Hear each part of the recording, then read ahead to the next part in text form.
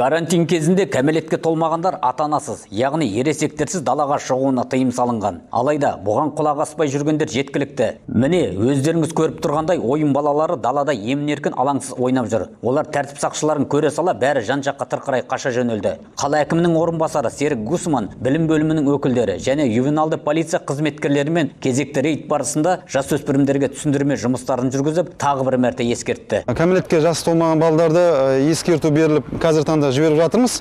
Бірақ егер алдағы уақытта қайталана беретін болса, ол сол учаскелік полицейлермен бірлескен жұмыс аясында тағы да қайталанса, әрине ата-аналардың жауапкершілікке, әкімшілік жауапкершілікке тартамыз.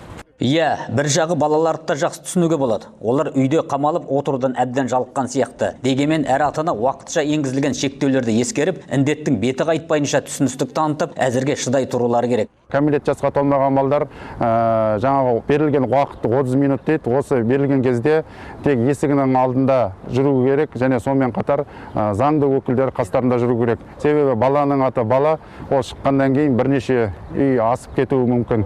Мына ата-аналарға тоқтала кететін болсақ, үйлердің аулаларында, спорт алаңдарында жасөспірім балдарды еріктен тыс жүру көбейіп кетіп жатыр.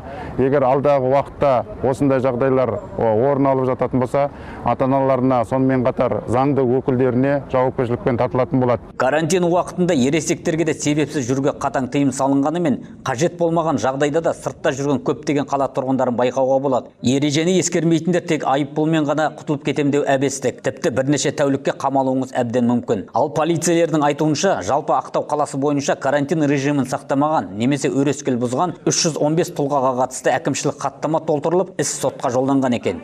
Бақытжан Сатылханұлы, Сәбит Амангелдіұлы, Ақтау Ньюс.